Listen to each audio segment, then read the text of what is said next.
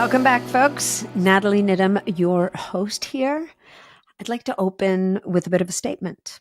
You are not just a body with water in it. Consider that you are a body of water.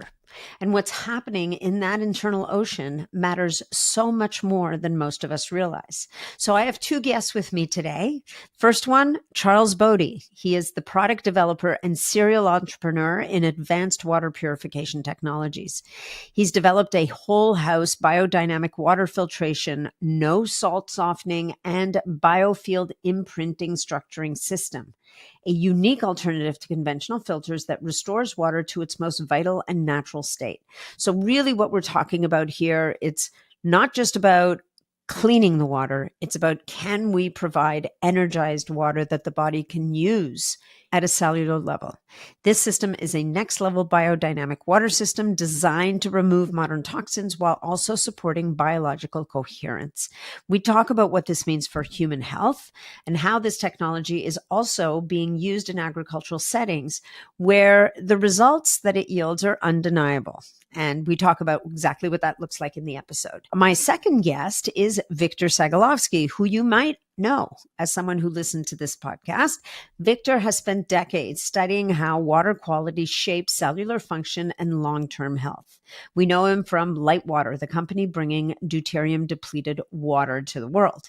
He joined us today as the distributor of this new technology that he believes is the foundation of human health. And so if on a day-to-day basis, we're not getting this clean, energized water, even DDW might not be enough to restore us to full health. But that's a whole other conversation. In any event, if you want to learn more about this water system or you want to get your hands on one, go to litewaterlabs.com/ELW and use code NAT100. This episode is brought to you by Regenerive, Oxford HealthSpan, and Oslo, all with special offers just for you, the listeners. Check out the show notes before for details.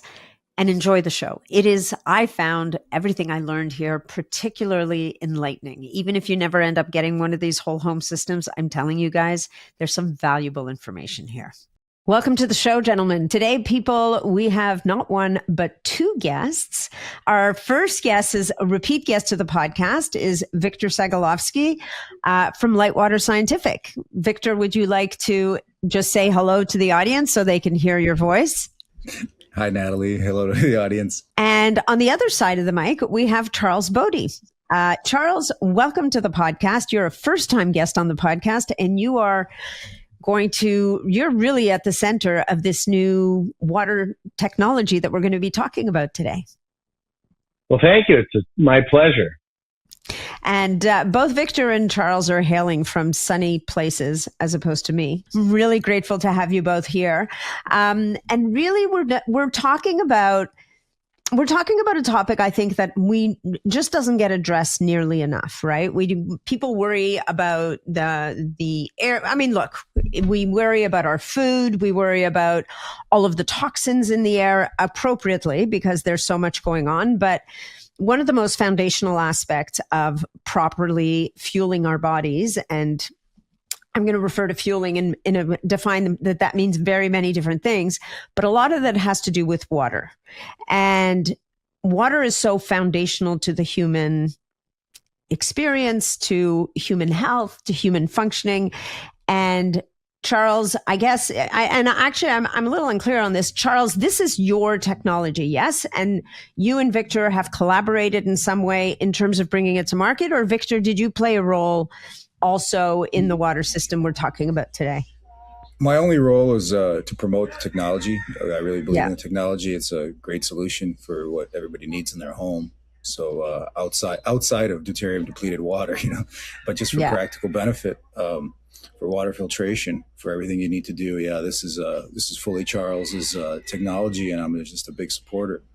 Amazing. Well, Charles, then that means that puts you center stage, sir. What are the issues that people are facing? Before we even talk about the technology, I'd love you to unpack a little bit about what are the issues that people knowingly or unknowingly have with the water that they're using in their homes, because this solution you're offering treats the whole home. and which brings up a lot of different topics. So I'd love to invite you to really kind of set the landscape about what are the issues with water that people are facing right now. Well, when it comes to health, wholeness, and wellness, we need, like you mentioned, clean food, clean air, and clean water. And in North America, we're being bombarded with the opposite, in every category. And so, when it comes to water, there are all sorts of contaminants that we're having to deal with. We have everything from pathogens, in Canada and in the US, they only have certain limits or parameters that they have to get municipal water underneath.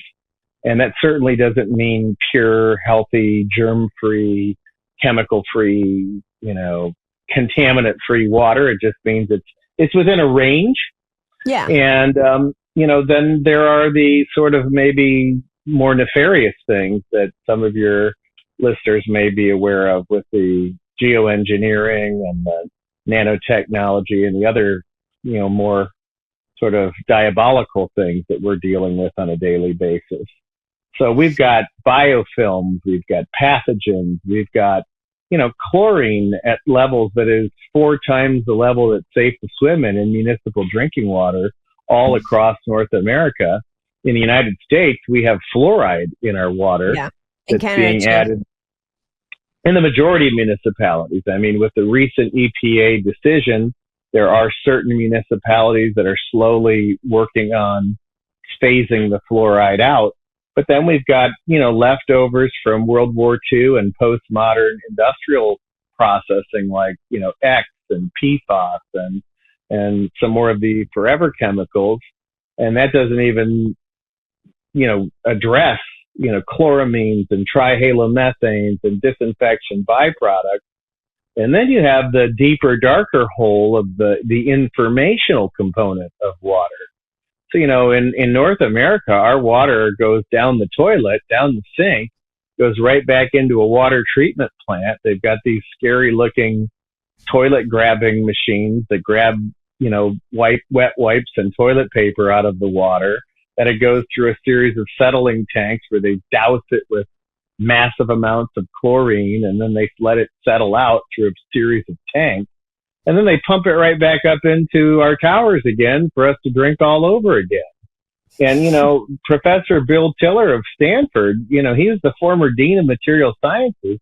He said that water is a cage-like molecule capable of storing frequencies and information.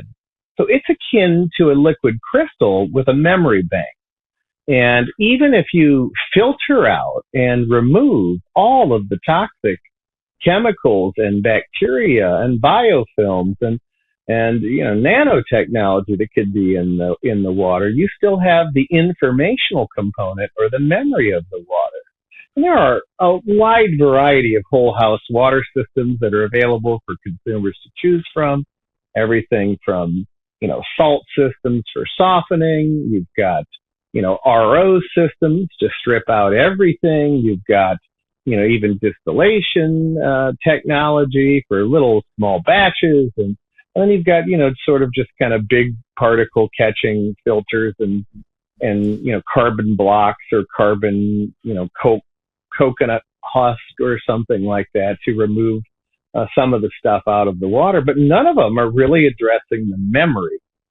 Mm-hmm. And, that's really the thing that I was setting out to accomplish is how do we remove all of the real bad contaminants, all of the pathogens, all of the bad elements, all of the disinfection byproducts and the forever chemicals, and still, drop the calcium out so it doesn't stick to our pipes and clog our, hot water tank heating elements and the other things, and then do it in a way where we're not trading for salt and slimy water, and then also get rid of the memory or the informational component of the water.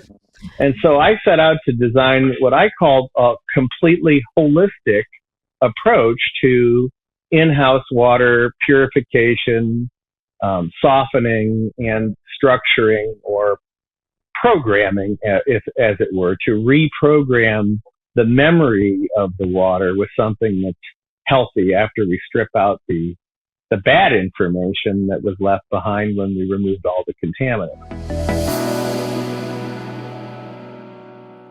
Hey folks, I just wanted to throw a little message in here for those of you who are sending me all these incredible questions on social media or through YouTube or even on Spotify, wherever you're listening to the podcast.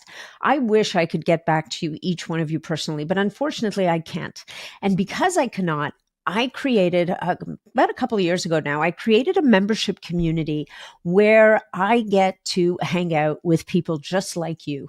I do live weekly Q&As, almost weekly anyway. We also do have podcast guests come in to answer everybody's questions and do presentations. You get to interact live with those podcast guests. We will sometimes do challenges with some of the partners. Like in 2026, we have a mitochondrial enhancement challenge coming up where we're going to be testing mitochondrial function. We're going to be testing people's deuterium levels. If you haven't heard about deuterium, we've got podcasts coming down the pipes on that. And then people will be invited to follow a personalized protocol and then retest their mitochondria on the other side. We offer that in the membership community, and we do it at incredible discounts that you just can't find anywhere else. So if you're interested in hanging out with me and other like-minded people, which actually happen to include some pretty awesome practitioners and even some previous podcast guests who've come and joined the community, then I invite you to check it out on my website, natniddam.com/the-longevity-community, or just go to natniddam.com and look for the longevity community tab at the top of the page. Click on that and see if this is right for you. I would love to see you there. And we could make 2026 our best year ever together. So once again, that's natniddam.com. Just look for the longevity community tab at the top of the page. Now let's get back to the show. I was wondering if we could talk a little bit about carbon, because a lot of people rely on carbon to filter out. And it is definitely something that, and it's interesting what you said about how municipalities, the good news is we're fortunate enough in North America that we can turn on a tap in most places, have a drink of that water. We're not going to have dysentery. We're not going to fall over and end up in the hospital. So we've got, which is, compared to many third world countries is probably a luxury. And what we're talking about here is really taking it up a notch. And I think understanding that water to our bodies is not just this H2O. It provides information, and it's an energetic component that the body then uses to make its own easy water and, other aspects of water, other phases of water, if it will. But before we even go down that road, I wanted to just start at the top here and talk about, carbon blocks and what the issues are with a carbon block, because a carbon block can definitely trap a lot of chemicals, but there's the issue of what happens to what's trapped in there, and can that itself become food for another problem? Do you want to speak to that a little bit? Yeah. Sure, absolutely. There's more than one type of carbon. There are granular carbon filters. One of the latest trends is, organic coconut husk carbon, they like to call it. And all of the non-solid block carbon filters are prone to something called tunneling. And what happens is as water begins to travel through the filter, water is very good at eroding its own pathways. It follows it seeks its own level. It follows the path of least resistance, and it goes to the low spot. So it's following gravity down a path, and those will, during the course of water traveling under pressure through a filter system, it creates this tunneling effect. I see. So it creates paths, and then eventually there's whole sections that won't be touched. It'll just... Correct. It's like a stream, really. It's like exactly. And that's what makes, solid block carbon filters, the premier carbon filter. Because it's forcing it through. Yeah. Yeah, but one of the biggest things that nobody is willing to talk about when it comes to carbon is what an incredibly large surface area that it has, which is what makes it effective. But it's an incredibly large breeding ground for pathogens, viruses, and bacteria.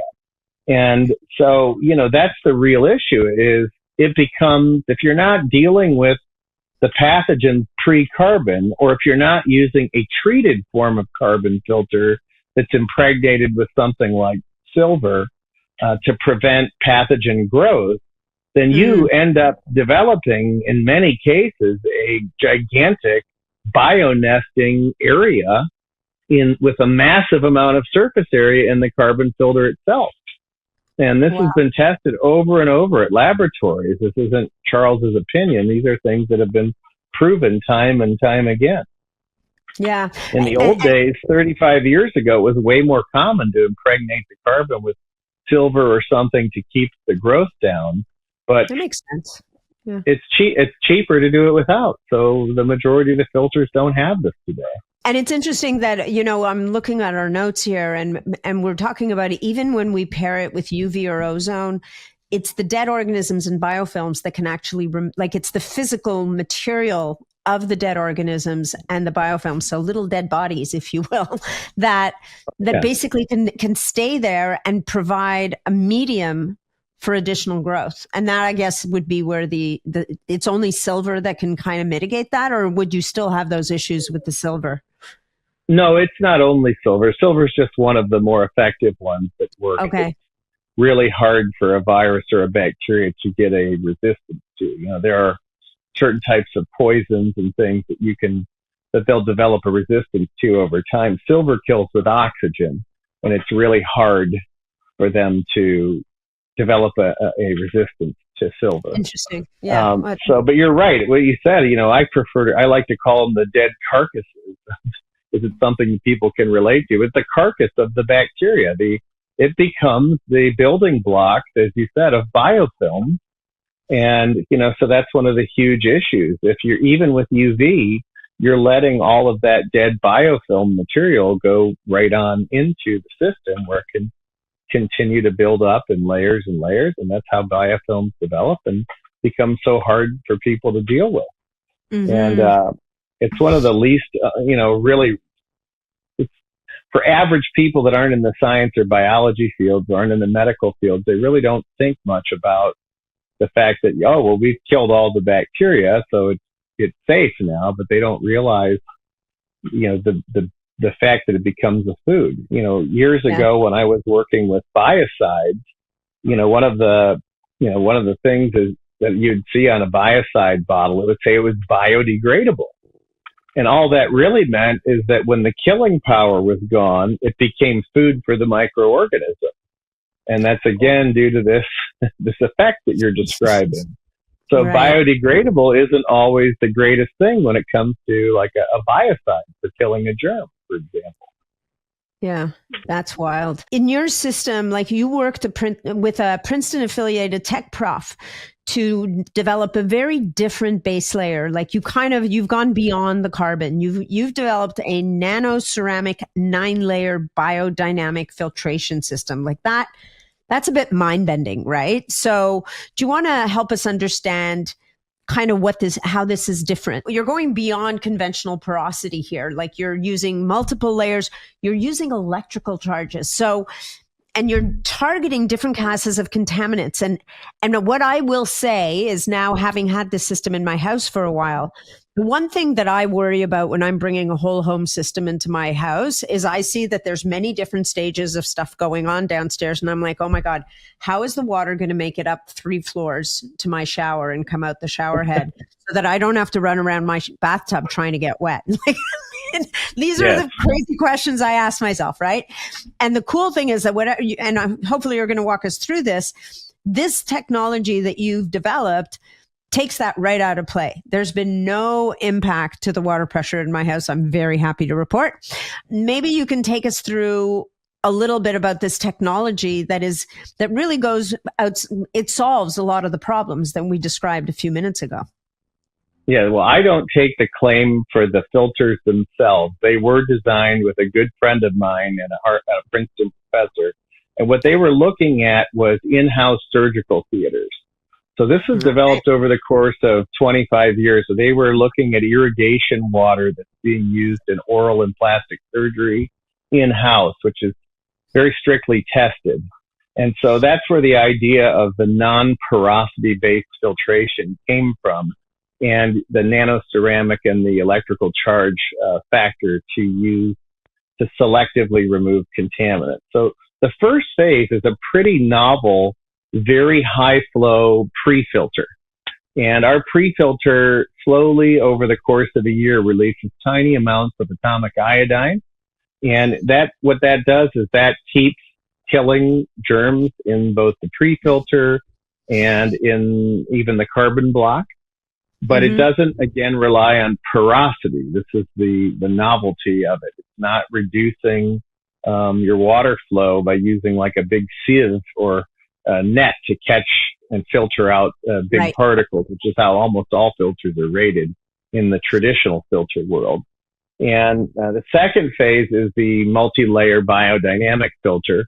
One of those layers is a silver impregnated carbon. But we don't rely on that if you have a municipal water supply, because there's just too much chlorine. Like I mentioned, it just so happened when I was 18 years old, I got a job working for a company that sold NSA water filters. And we used to do orthotality and cool test kits in people's kitchens. And we would take a glass of water out of the sink, put the drops from the pool test kit in it, and it would come out looking like the brightest urine after a B vitamin you'd ever seen. It would, on the chart, it would be 3 to 4 times the level of what was safe to swim. In a chlorine.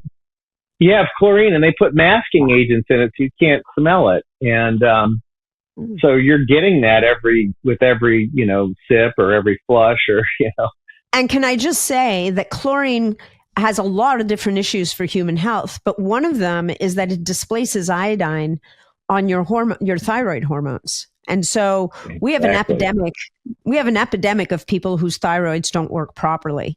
And there's very often subclinical, and there's many different reasons for that. But certainly having chlorine, which has a stronger bond or stronger attraction, then can displace iodine at the spot. So now instead of a tea with like the tyrosine with 4 iodines or 3 iodines or whatever it is, you can end up with, if you're lucky, 1 or 2 iodines. But once it no longer has the iodines it needs and they've been replaced by chlorine, it's useless to your body. Your body can't function properly. That's right.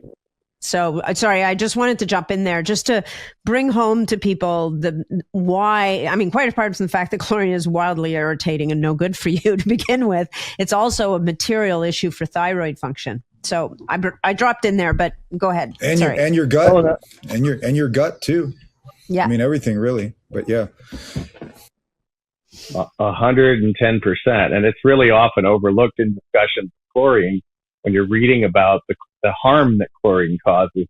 They focus on the chloramines, the trihalomethanes, the disinfection byproducts that are formed, when an organic matter comes in contact with chlorine, and those are all really bad for you.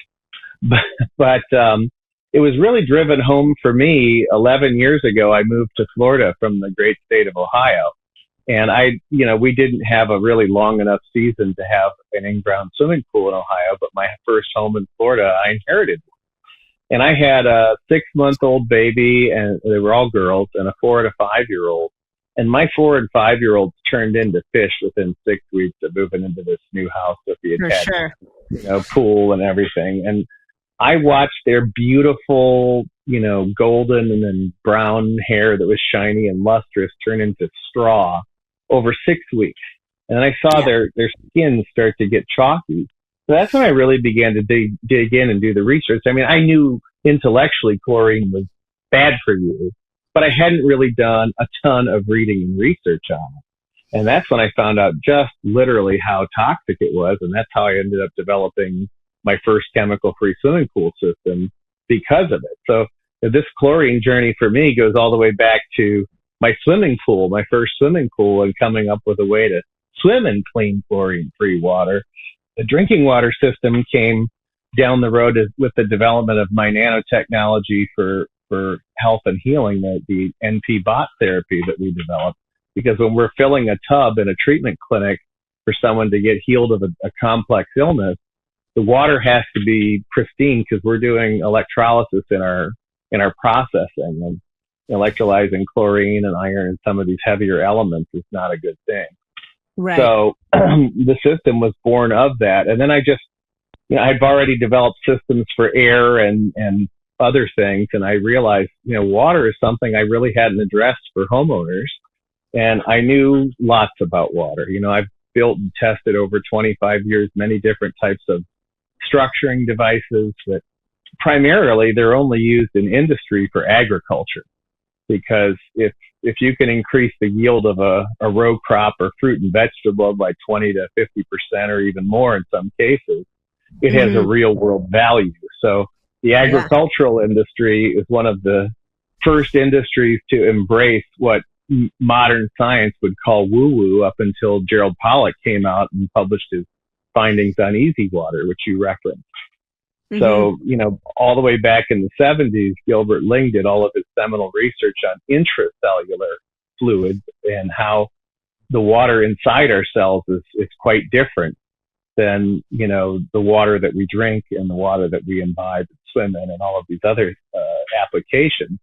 But it was really Gerald Pollack's research in discovering this different structure to water as it passed through the Nafian membranes, and then having other PhD scientists around the world begin to replicate these results and realize, hey, there's something to this. Yeah. That structuring got taken seriously in the world of, hard science in universities. Because prior to that, again, it was just agriculture. They saw they'd stick these structuring units on these large 8-inch agricultural lines and they get 25% more yield in their crops. That's a real thing. And, plants aren't subject to, the placebo effect. 100%. 100%. Yeah. Okay. But I took you off topic there. You were talking about the physical filtration system. Sure. So we got to the carbon layer that is silver impregnated so that the microbial growth in the filter media is inhibited. And then you've got layers after that. Yeah, well, so the nano-ceramic layer, its first thing is to physically remove viruses and bacteria. So we physically remove, as you mentioned, the body of the virus or the body of the bacteria. We've got studies showing 99.9999999% or 7 nines on the viruses and 99.109% on the bacteria, which is very close to bacteriostatic. Because each 9, it's a logarithmic scale, is 10 times more than the 9 before that. Oh, wow. Okay. And so it is a really, really dynamic filter when it comes in terms of physically removing the dead virus and the bacteria. And where do they go? Where do they go? Stay trapped. They go in the trash a year from now when you pull out the filter layer. Oh, okay, So okay. They stay trapped in the membrane. And then each of the successive layers works on removing the forever chemicals, the fluoride. We even remove harmful minerals and elements like, cadmium and uranium and manganese and some of these more toxic minerals, while still leaving the magnesium and trace copper and cobalt and calcium, which our bodies require. Yeah. And so it's a very novel way of doing it because, as again, you said there's almost no pressure drop across the first and second membrane. The pressure drop that does come, the slight one, it's from the carbon block. Now, we don't include those if you're on a well. If you're on a well, we typically would use 2 of the biodynamic filters in succession because you won't have the high chlorine levels that you do in a municipality. But It's critical that biodynamic filter, again, goes before the carbon filter. So you physically remove the dead bacteria and viruses before it's going through that solid block of carbon to pull out the rest of the hardcore municipal chlorine levels that we get, in the cities. Yeah. Well, and the fluoride. You mentioned fluoride earlier, but for those of us where fluoride is added, like put fluoride in my toothpaste, not in my water. I don't know. Even the kind of fluoride that they did all the great studies on for teeth isn't the kind of fluoride they're adding to municipal water supply. Right. So, that all came about in the 50s with the creation of the EPA, where all of a sudden manufacturers were forced to deal with runoff from some of their more toxic, byproducts of and the process of removing bauxite from aluminum and certain types of electrolysis. One of the byproducts is fluoride. And so they hired, they hired Bernays to figure out how do you get people to believe that we should put fluoride in our water. And they found these couple of studies on sodium fluoride in Texas where they showed this reduction in caries or cavities.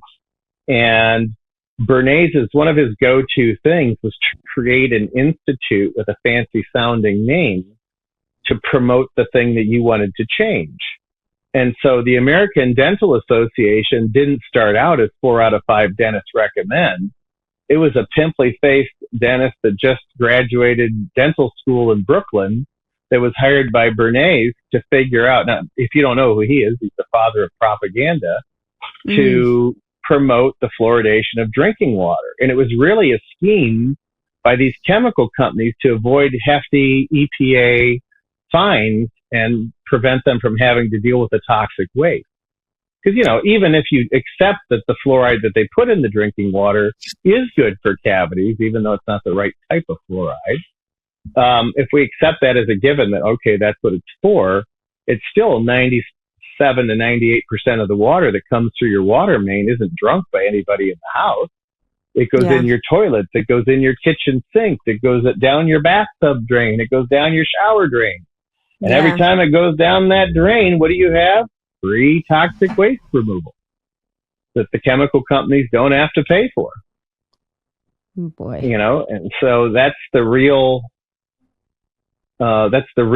reason that it was sold wholesale to the public was for cavities. It was really just a mechanism to get rid of the stuff. Back in the day. Yeah. Yeah, it's horribly poisonous. Okay. And now they've got dentists so brainwashed. I watched my friends who are the ones that just won this EPA trial. It went on for almost 10 years. And always they would have these dentists come to staunchly defend this fluoride. And they were all so poorly educated when it really came to the difference between the types of fluoride and even the history of it. Right. It's sodium fluoride that they add to the water, right, Charles? It's sodium fluoride. No, I'd have to read that again, Victor. It's been a while since I looked at it. I think it's a longer type of fluoride, if I'm not mistaken. Okay. Well, regardless, I mean, I think fluoride also can displace iodine. Sadly, iodine is the weakest link. So it can be displaced by fluoride, bromide, which a lot of people use in their pools instead of chlorine, which is better than chlorine, but still stronger than iodine. So it's just, right. It's degrees. So at the end of the day, we don't want those guys. You've got all these layers here. What I find really interesting is you're able to leave behind the beneficial minerals that you just mentioned, the calcium, the magnesium, the copper. Is that because of a certain charge? Like how is the system able? All related to charge, 100%. Okay. And so that's the beautiful thing about this system is unlike, reverse osmosis has become, the wealthy homeowner's go-to system for fixing your water. But the problem is our RO systems are really bad for water. I mean, we've done a lot of studies with reverse osmosis water. They started putting them into commercial greenhouses 25 years ago, and they quickly began ripping them out because they found the plants were subject to a lot higher mold growth than you would get out of other types of filtration. And it strips the minerals. So if you believe in Viktor Schauberger's theories of water, he would call that immature water. It's hungry for information, like distilled water, because you've removed the minerals from it. And so it has a tendency to leach minerals out of the things that it goes through. And that's why the more expensive RO systems, have a section to try to remineralize the water. But it doesn't change the memory, and it certainly leaves water that is what I would call sick water. It's not healthy. It's not imprinted with the biofield again. It doesn't have the components that are life-giving.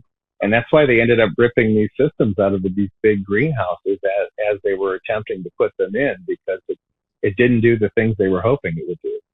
Yeah, no, that's really interesting. I mean, confession, I had an RO system, and we had added an extra component to remineralize the water, but definitely, we're going to talk, I want to talk about the structuring and the energy of water and the memory of water. I want to refer to, I don't remember his name, but the Japanese scientist, very famously, Emoto. who did his experiments. But before, I want to get through like the physical other pieces, and then I want to get to that as well. So there's a softening piece to the water here. We don't end up with hard water. So how does the no salt softening work, and where does that fit into the system? And why is it even important? There are two pieces to the no salt softening system. Yeah. And it is not as effective as a salt softener in terms of getting to 100%, but we can drop it between 80 and 90%. We can take of that calcium to aragonite. And aragonite is the crystallized form of calcium, so it's still there. It's still calcium, but in that geometry, it doesn't stick to your pipes. It won't stick to your hot water elements in your hot water heater. And it just continues passing, through the system, going down the drains and back into the whole recycling process we were talking about at the beginning of the video. Which sounds somewhat horrifying, I'm here to say. Yes. It first goes through a very high magnetic field of over 10,000 Gauss. And so that's helping to start change that. And then it begins vortexing. And the vortexing is two-part. It's literally part of the softening system. The reason I selected this mechanism is because it has a dual function. And the dual function is to begin the memory erasure of the water. So it's being vortexed as catalyst discs. And the catalysts are what help create an ion that changes that calcium to aragonite. And it's, again, there's two components in the system that you've probably seen them in your own home, the two stainless steel tubes that are in there. And that's what the first one is, a much higher magnetic field. The second one is a lot more of the vortexing catalyst disc. And that passive ionization is what creates the power as water flows through it to drop that calcium to aragonite. But it works very well. And, I had pretty heavy calcium content in my water. I have some phenomenal, delicious, water where I live. I'm 10 minutes from where they shot all the Johnny Weissmuller movies back in the 30s. It's called the Silver Springs here in Florida. And it's a big artesian well, but it's filtered through thousands of feet of limestone. And so it picks up a lot of calcium and lime in the water. And we used to get, calcium rings around the toilet. And with this system on it, we don't get that anymore. But, it's a pre-memory eraser. So the vortexing disc, that's one of the things Viktor Schauberger proved, is that when water is spun around in a vortex and it tumbles, it's able to change that memory and begin to make it new so that it can be, reprogrammed. And that's where the last step of the device comes in, which is a true Schaubergerian water vortexing, tumbling, and structuring device. And so we're actually imprinting the water with the energy of the biofield, which is the energy of life. There are over 150 types of very special minerals and organics that are suspended, and it creates passive ionization as water again flows through it. And that is due to the effect of the mineral balls that are in there. It creates this ionization, and that provides the, again, electricity or the energy to transmit the biofield into the water as it's passively passing through. These are not connected to household power. These are powered by the flow of water going through the system. And we've got studies from university in Czechoslovakia and in India showing anywhere from 20 to 250% yield increases on row crops, fruits, and vegetables. Wow. And as we mentioned, plants they're not subject to the placebo effect. So if you're getting, a huge yield increase on your mangoes and on your rice and your corn and your soybeans, and on all of the different crops that we've tested it on, then it's actually doing something in the real world that's measurable. And that's who the majority of our clients are. They're agricultural customers. Really? So I would think that even livestock, if you're giving this water to livestock, you're getting better results as well. They would.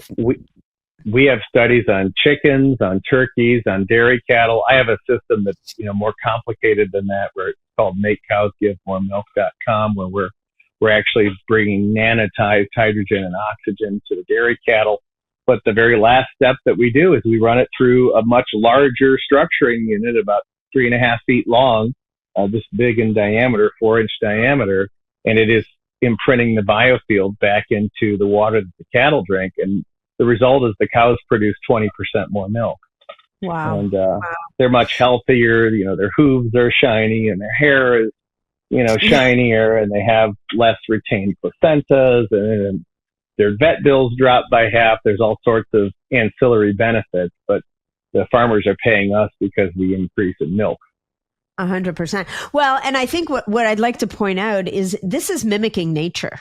And this is what makes this so interesting, right? In nature, your water would tumble through streams and waterfalls. It would get filtered through soil. Absolutely. It would run across rocks. It's that and that imparts this energy into the water molecules. And this brings us to the whole conversation around structured water or water that is, it's almost like you're bringing the energy back into the water so that it brings energy to the system, and the body can now use it to produce energy. That's exactly right.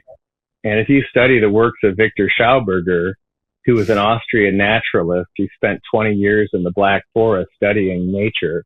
And he's really the father of what we call today the science of biomimicry. His motto was study nature, understand it, and then copy it. And so he proved that water has a life cycle. So immature water would be either rainwater or distilled water, or even, as I mentioned a little earlier, RO water, because it's been stripped of all of its memory, it's been stripped of its minerals, and it's been stripped of its information. So it's hungry. And then as it begins to percolate through the soil and travel through underground capillaries that feed the streams and end up feeding the rivers and in the lakes, and then percolates down into the soil, goes through into the artesian wells, eventually it develops enough memory where it picks up all of these things. And then Schauberger proved that it contains a levitating quality, and that's what we call springs. So when you get, if you've ever been to a source spring, there's no amount of pumping that needs to be done. It just comes out of the ground.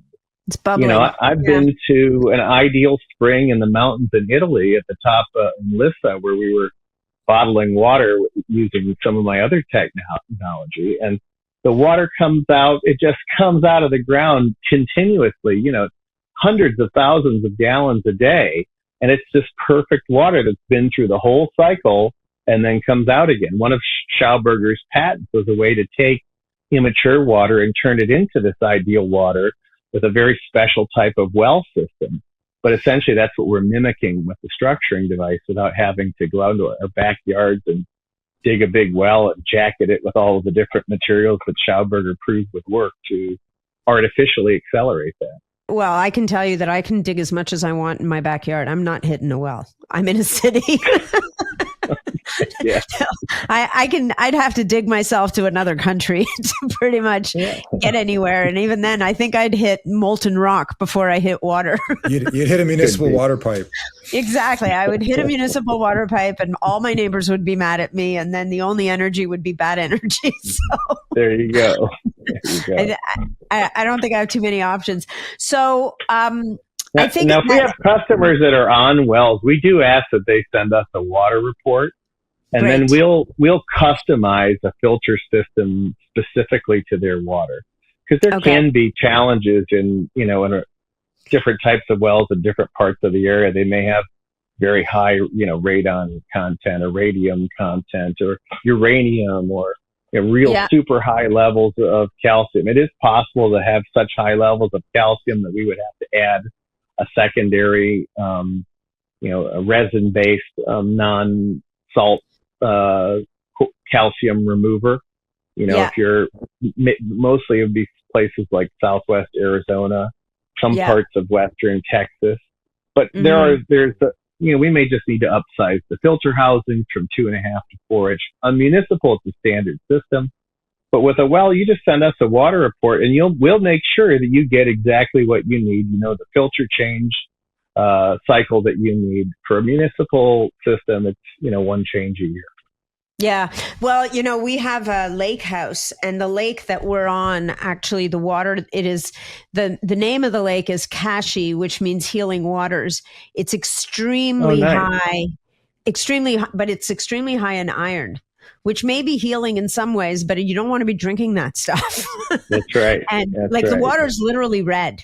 Right. Yeah. And then we also are in a shallow bay that we share with a couple of beaver families, which bring another set of challenges to the table. So, I think other than well water, even people who are on lakes and we're pulling our water straight from the lake would need a different type of system than what I have, for example, in my house. Because in many ways you would say, well, that water's moving. It came up through it's spring fed and the whole 9 yards, but it's going to have its own particularities even there to the amount of total dissolved solids really is important for your source water. With municipal water sources, they usually keep it at around 100 to 150, and then but anything else, you could have 1,500, 2,000 ppm of TDS. So there's a physical filter that needs to happen. Yeah. Where I have property in Alabama, I tested the water and it was like 20 ppm TDS. And I go, wow, it's incredibly low. And then the stream I'm on, it's called in the original language, Ketchipadraki, it means crystal clear water. Wow. So I was like, I got into the right spot. But it's because there's a lot of mica in there. So the mica filters a lot of filters a lot of the water. So it's what we were looking for, something where we can get a spring water that has low TDS. But not everybody's, not everybody's. Well, it's a high need commodity, right? So I'd like to go back a little bit to RO water, because a lot of people are using it, and there's definitely. Look, at the end of the day, RO does a certain amount of good work. It's not all bad, but I'd love to talk a little bit. You've already talked about the byproducts of chlorine, like chloramines that it can't remove. Apparently there's certain dissolved gases like CO2, methane, radon that maybe don't get removed and need to be, and things like, and then there's a shift in pH that can happen. And then there's an issue with maybe fungus. Do you want to talk about that? With RO water, fungus loves RO water for some reason. That was one of the reasons they started removing them from these commercial greenhouses when they started putting them in. Oh, you said that's right. You said so much mold. It was mold on the plants that they were experiencing, not mold in the RO filters or in their houses. It was somehow weakening the natural defenses of the plant after being used in RO. Now, the original RO membranes were made by actually irradiating the membrane, and they were using the atomic pores that were being created through radiation. That's not how they do it now. They have far more sophisticated membrane technology. But that was one of the first, research lab grade, ways that they were doing it. And Viktor knows lots about RO because his good friend was one of the co-inventors of RO as a mutual friend of ours. And so we're not RO haters. It's just that in a municipal drinking water system, we don't think it's the ideal mechanism today with advances in technology that have come over the last 25 years. Yeah. No, do you have anything you'd like to add to that, Viktor? Specifically the advancement in technology, right? That's what we're always getting at. Our RO was great 30, 40 years ago. We've learned a lot since then. With our standard for drinking water, it's a new standard, deuterium depleted, and now we have a new standard for filtration too. So I'm very keen on these types of forward-thinking companies. They're providing like solutions for looking at things in a new way, and using technology that didn't exist 40 years ago to create a better path for filtration. So it's really exciting. Well, I think what's also really exciting is the agricultural validation that you've got.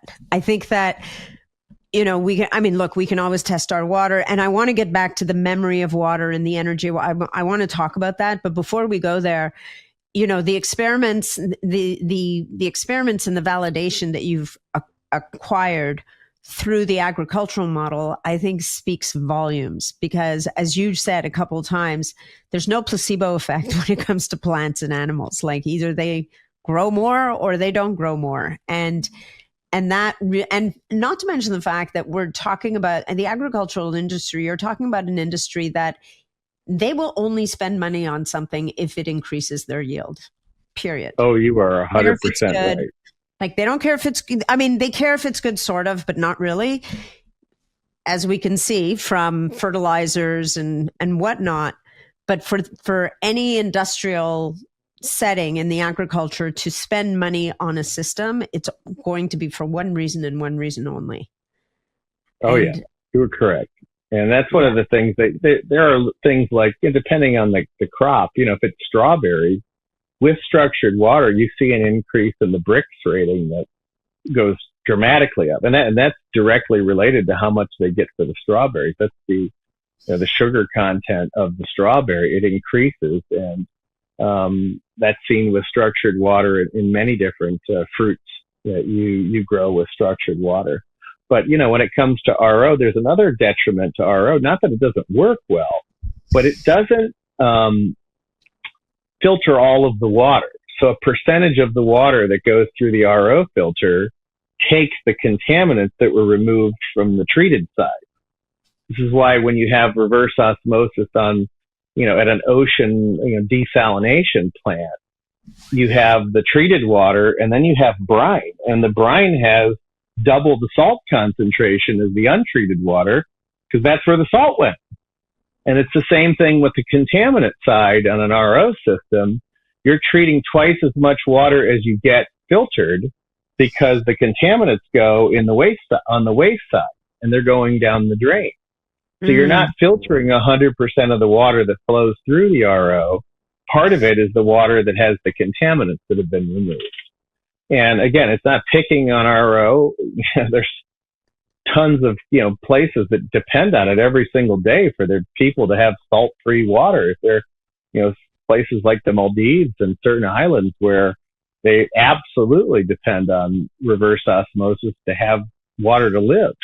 But again, then they have these other problems from the brine water that a lot of times they'll flush that right into the ocean, and it can have a detrimental effect on sea life and things because the salt's too high on the discharge side. And it's similar, in some of the applications where depending on the contaminants, the RO membranes removed. And, the membranes themselves are kind of expensive to replace when you're getting into high volume, water. On a municipal system, people don't have to worry about that too much. But, well, it adds up, but it's the cost of doing business at some degree, and I think that it's kind of, it's better than nothing, and until you have a better option, you do the best that you can. So I do want to get back to the issue of structuring and your the conversation around the memory of water, and I want to kick it off with that experiment that was done in Japan where people literally spoke to water. And then the water was put under a microscope. Yeah. I can't imagine you're not more familiar with this than I am, because I know when I saw that article, it fascinated me. And maybe one of you would like to speak to it a little bit, because I do think that we underestimate water as an energetic entity. Are you familiar with the cooked rice experiments that they did all over Japan and then have been replicated at schools here in North America? No. I just know the one where they said bad words to it and good words to it. Tell me about the cooked rice experiment. Tell us. Well, that's what they did. So they took so you make cooked rice and you put it in 3 jars. And 1 jar gets ignored. Another jar gets told, I hate you, or other bad things. And the 3rd jar, you're told, I love you, thank you, gratitude. Best. Yeah. And they do this every day for 20 days or something like that. You can see photographs online. There's tons of kids' experiments. The one that's ignored gets the worst. It turns black with bacteria usually. The I hate you one typically gets green and fungally. And the one that you say, I love you and thank you, it tends to turn into a golden malted rice. And this is all from, yeah. Okay. And this is all from the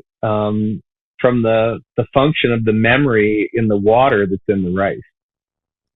And so Emoto did things like exposing water to microwaves, exposing them to TV signals, exposing them to radio waves.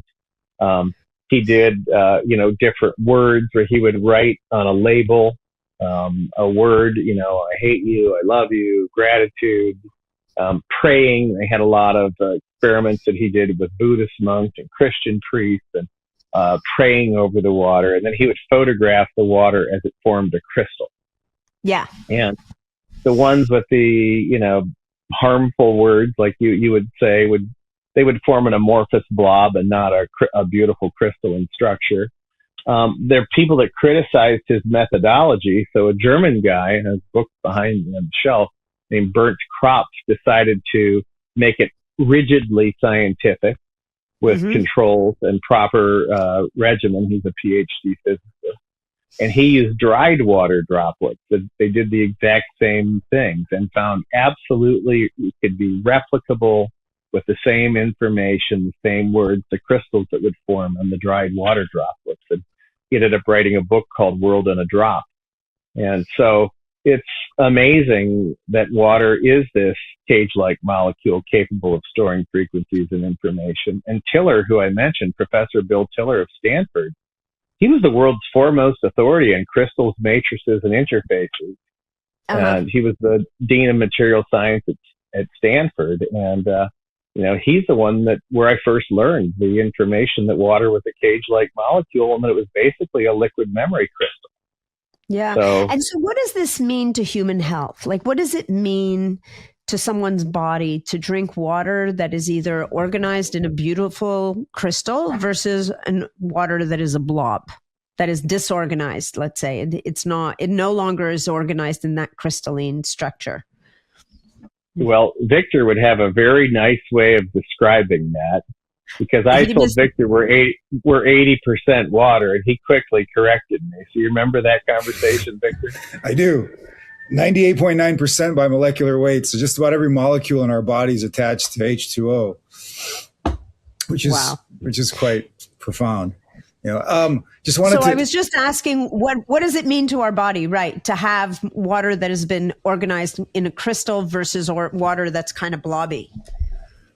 It's just the organization of information, right? How information flows. You look at a crystal, it's more ordered, right? It's and when something is more structured, more information, exactly right. More information can be stored, and that information can be accessed easily.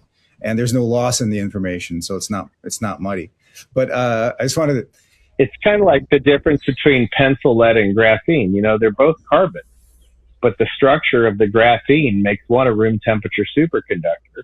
The other one will still conduct electricity. If you didn't know that, your pencil lead will conduct electricity, but it's not going to do it like graphene. Right. Not efficiently. Right. It's just a more structured form of the original material, carbon. In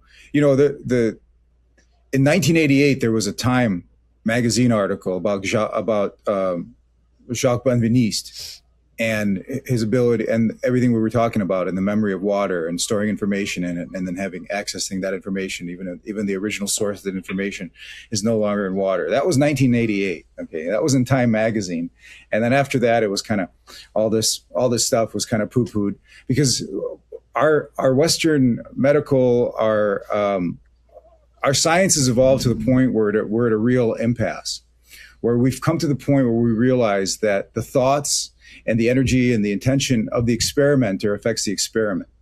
That's not really good for material science. Exactly right. Not very good for material science, right? That's like the one that changes, that forces you to reevaluate your foundation. So right now we're reevaluating the real foundation. We're water beings. And so what does that mean?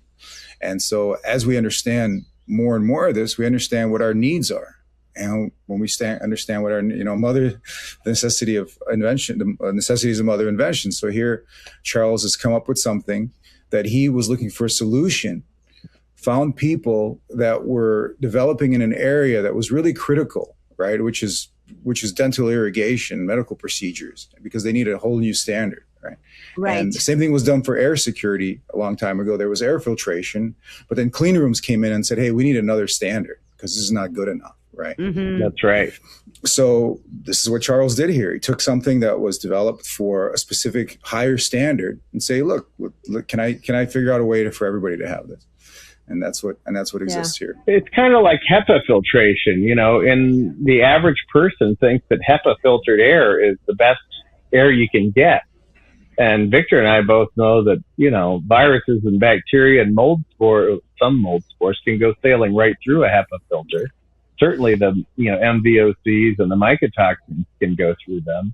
And so that's why they had to develop this new standard in laboratories that Viktor's describing, because, you get one thing in a clean room that can get onto your silicon wafer when you're trying to manufacture a semiconductor. And so they had to rely on charge. Same thing we're using in the water filter. They use ionization and charge. Electrophoresis. They have massive step in. Yeah, absolutely. And it's, in my home, I put in electrostatic precipitators in my in-home air handler. So do I. Because that's one of the only ways to deal with the stuff that will go sailing through the filters. And, HEPA filters aren't practical on a home system because you have to increase the amount of CFM going through your blower to such high levels because of the restriction of porosity filtration in the air. And that's what we did away with in our water. We got rid of the porosity filtration. Mm-hmm. That's how you're getting water on the third level of your home, but it's still treated and safe and soft because it's a paradigm shift. Yeah. Well, and that it truly is. Like, there will be in the show notes, there'll either be a photograph or a link to a photograph of the system. Because people need to see this. Like, first of all, it's beautiful, right? You get these three, the last two units that are the vortexing unit and those two metal units are actually gorgeous cylinders. But it is remarkable the volume of water that the system handles. Well, and at some point we really need to talk about showering, because that's the dirty little secret in everybody's house. How dangerous it is for your lungs to shower. It's the equivalent of smoking packs of cigarettes every time you take a shower if you're on a municipal water supply because of that chlorine.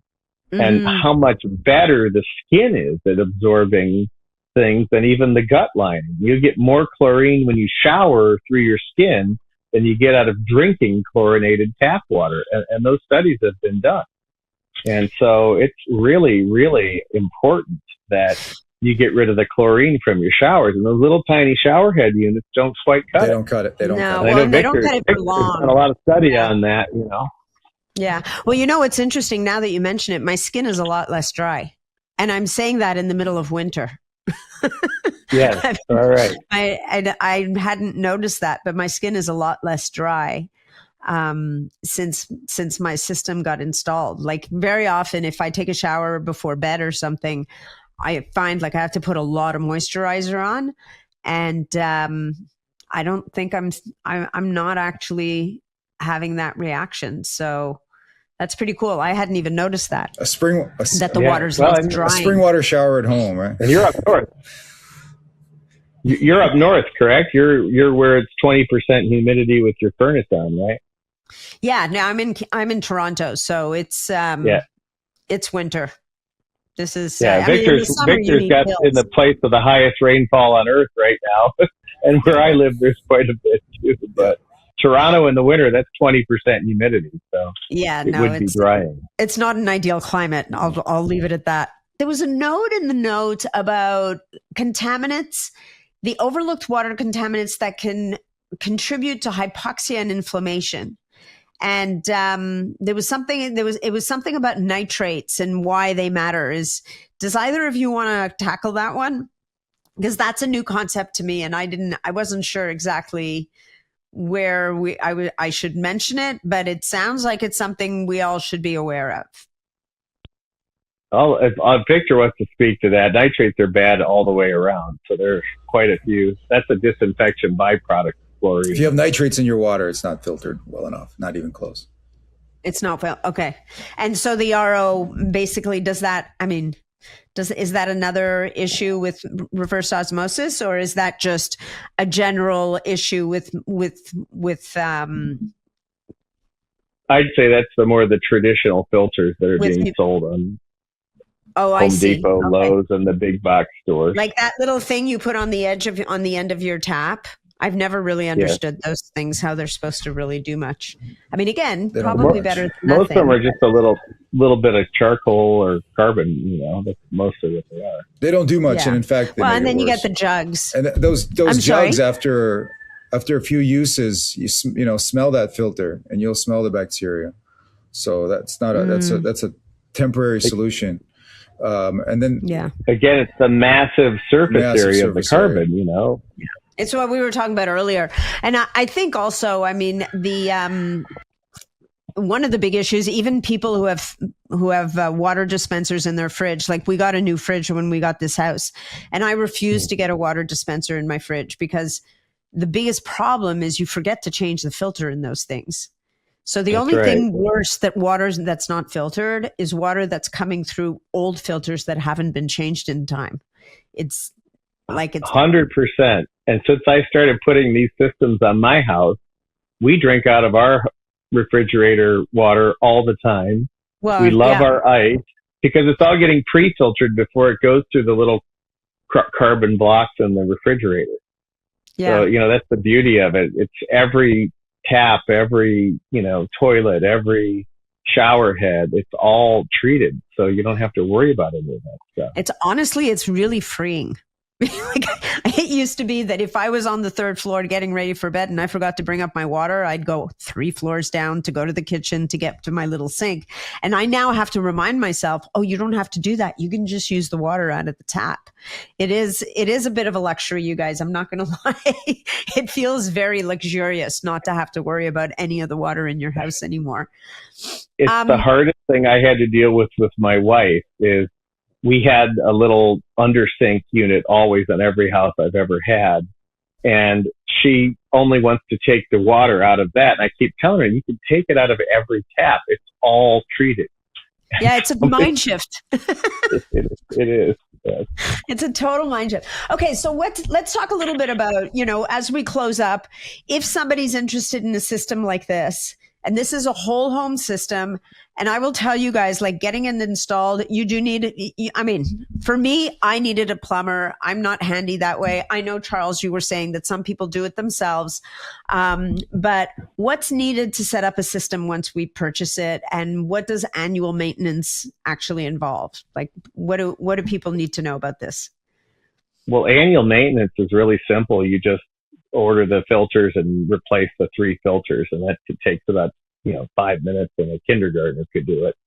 You just take that little wrench and twist the blue canister off, drop the filter out of the inside, put the new one in, and tighten it. That's probably simple. You need to shut off the water to the system, though, and the little shutoffs are right there. So that's how we recommend is that you install a bypass. That way, even when you're changing your filters, you have water coming out of your house. It won't be filtered water during the time that you're doing your filter change, but it allows all the toilets and the showers to still work during that filter changeover process. I would say the majority of our customers have ended up hiring plumbers. Hold on. Just because the average homeowner doesn't have basic plumbing skills. But if you have basic plumbing skills, it takes maybe 1 to 2 hours to do the switchover and the install. And as far as where to get it, Viktor's the best guy to get it from. I don't sell the filters directly. We rely exclusively on distributors to take care of that for us. Okay. And then I just wanted to do like a quick cost comparison of this system versus something like an RO. If you had a whole house RO system, you would probably often need to also add a whole home softener. And then if you wanted to add structuring to that, it would be even more money. Like looking at the math here, you're looking to somewhere between $12,000 to $15,000 if you were going to get those three elements on a whole home system. Is that about right? If we were going to do good structuring devices are typically between $3,000 to $5,000 just for the structuring. Yeah. RO systems can be, $5,000 to $10,000 for a residence. A larger residence, of course, would be more. But this little system does up to a 5,000 square foot home with 5 baths, an average of 150,000 gallons a year. And we can double that just by changing the canisters to 4.5 inch over 2.5 inch. So we can handle most residences without a big footprint. And that's the beauty of the system. We're replacing 3 giant tanks with traditional filtration with a very small footprint. And with a comparatively much smaller price tag, I might add.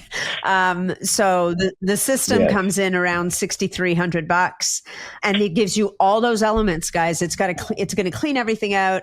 Your water is it's essentially softening the water, and it's structuring the water, all built into a $6,300 system, which also doesn't take a massive amount of space, which was the thing that when I first agreed to have one in, I don't have a lot of room in my utility room. And I remember thinking to myself, what did I just agree to? Like, what if I don't have space for this thing? And then when it came in, I was like, that's it. And so like I said, I'll take a picture of it for everybody. I would say that unless you're really good with plumbing, getting a plumber to come in is probably the best solution, but that's my personal advice. And it was not that big a deal to get it installed at all. And you're up and running within 2 minutes. I think for one, an RO system is much more complicated. It's bigger. If you've got copper pipes, you really shouldn't have an RO system unless you're putting minerals back in. So this is like the best solution I've seen. And this is why I was so adamant on working with Charlles, because it's I'm good at recognizing good water. Good water and paradigm shifts in technology too. So this is one of them. So I think everybody should, if you're looking for the right house filter, this is hopefully you're listening to this podcast. Well, and guys, if you don't know who Viktor is, I refer to him as the water guy,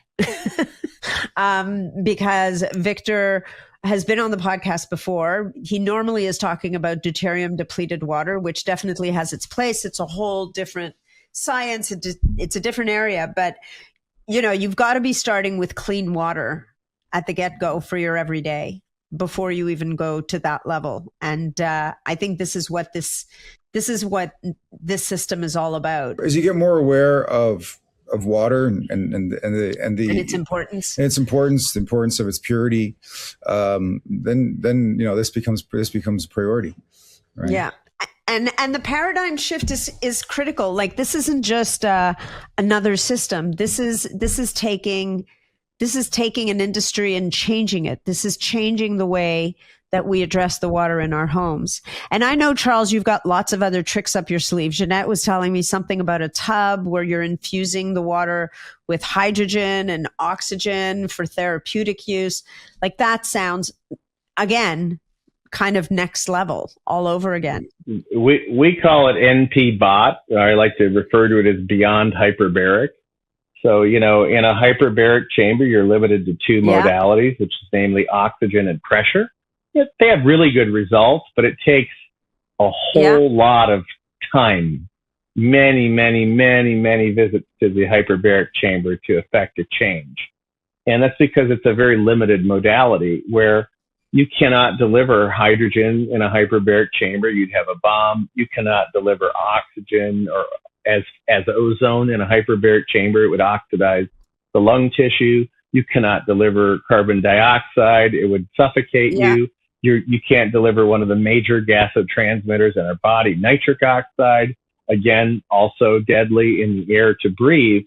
But we can have developed a way using electrical charge in very small size to deliver far more oxygen to the most hypoxic tissue in the relaxing experience of soaking in a hot tub.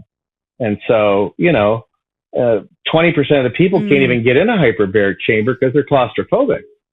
And it's a real problem. And then 2 people died this year, one in Arizona, a poor little boy in Michigan. And it was an unfortunate accident. They were feeding pure oxygen, not concentrator oxygen, and a spark was all it took.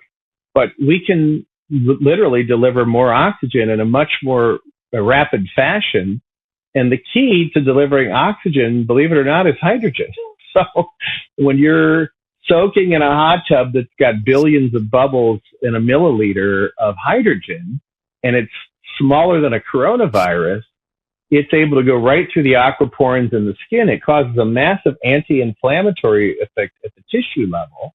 And that opens up intracellular oxygen pathways that are squeezed off due to hypoxia from this inflammation, or creating hypoxia due to this inflammation, rather. And so now you get rid of the inflammation, they open up, and now the oxygen is able to go inside the cells. When you get the tissue inflammation to go down, the oxygen begins to increase. And now we've got oxygen that's also at the size smaller than a coronavirus, able to go through. And then you've got electrical charge. And so, how all of these things can exist in the same bathtub, we call it like the womb, like amniotic fluid, is normally, hydrogen would get it on with ozone, like the best looking girl at the dance and the studliest guy on the football team. But they can't come together because of the charge envelope on these nanobubbles. And so it becomes an incredibly powerful needle-moving healing modality. We're now adding Rife frequencies as sound, converted to sound in the tub. So now you're surrounding the entire organism in a redox signaling, gasotransmitting soup, and you're able to deliver custom-designed Rife programs. The reason we're converting them to sound is certain of the Rife frequencies of some of the graphene self-assembling arrays that are inside of people's bodies, they can be stimulated. When you convert that to sound, it has the same healing effect, but doesn't do anything to the nanotech. And so it's a really, really powerful healing modality. It's next level. That'll be another episode. So that's the tub. But the good news is, if the tub will always be better if we can start with great water, which we get.